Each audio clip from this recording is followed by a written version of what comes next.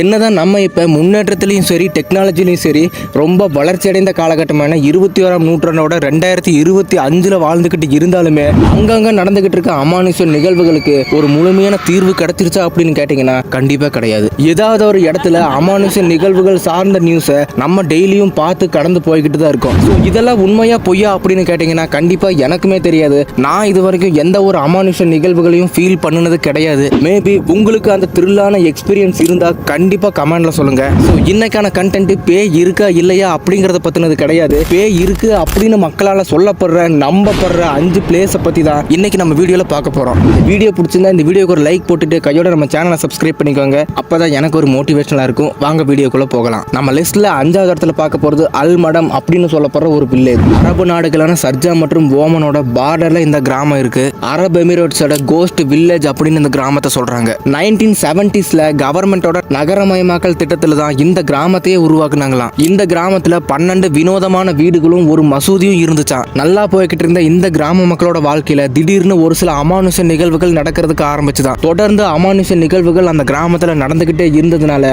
அந்த கிராம மக்கள் கொஞ்சம் கொஞ்சமா அந்த இடத்தையே காலி பண்ண ஆரம்பிச்சிட்டாங்களாம். இப்ப அந்த கிராமத்துல யாருமே கிடையாது. இந்த கிராமத்துக்கு போனீங்கன்னா இங்க இருக்க வீடுகளுக்குள்ள மணல் மேடுகள் இருக்கிறத பார்க்கலாம். இதுக்கு காரணம் என்னன்னா அது பாலைவன பகுதி அப்படிங்கிறதுனால கடுமையான புயலோட தாக்கத்தினால மணல்கள் வீடுகளுக்குள்ள போய் மேடுகள் மாதிரி நமக்கு காட்சி அளிக்குதான். ஆனா இப்ப இதை ஒரு சுற்றுலா தலம் மாதிரி பல பேர் போய் பார்க்க தான் செய்யறாங்க. ஆனா ஒரு கிராமமே காலி பண்ணிருக்கு அப்படின்னா அவங்க போய் சொல்லியிருப்பாங்கன்னு நான் நினைக்கிறீங்க. நம்ம லிஸ்ட்ல 4வது இடத்துல பார்க்க போறது அல் ஜசீரா அல் ஹம்ரா கோஸ்ட் வில்லேஜ்.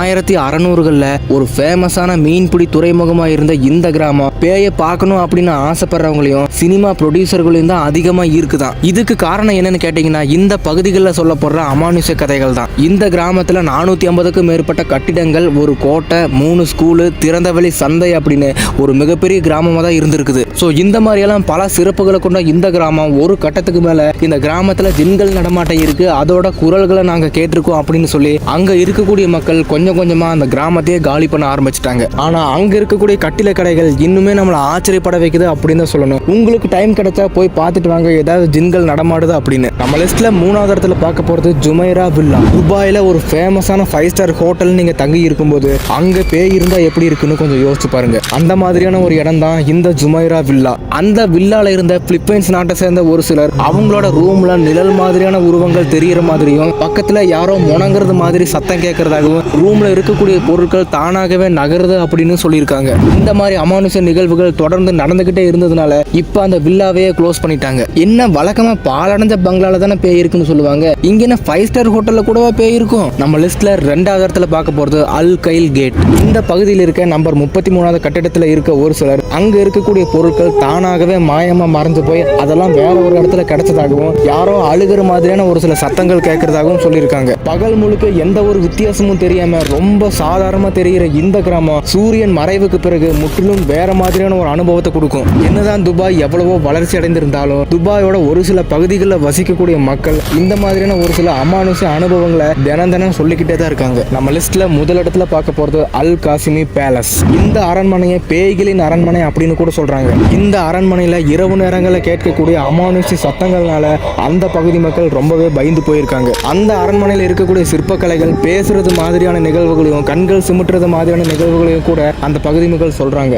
இரவு நேரங்களில் இந்த அரண்மனையோட ஜன்னல்கள் வழியா சின்ன சின்ன குழந்தைகள் எட்டி பார்த்து எங்களை காப்பாத்துங்க அப்படின்னு உதவி கேட்கறதா அந்த பகுதி மக்கள் சொல்லிட்டு இருக்காங்க.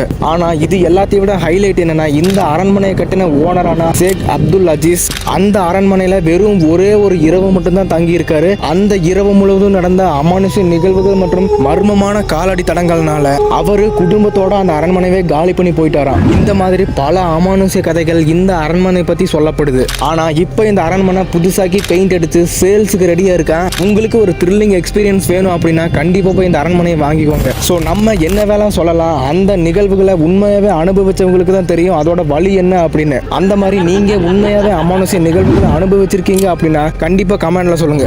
இந்த வீடியோ பிடிச்சிருந்தா இந்த வீடியோக்கு லைக் போட்டுட்டு கையோட நம்ம சேனலை சப்ஸ்கிரைப் பண்ணிக்கோங்க.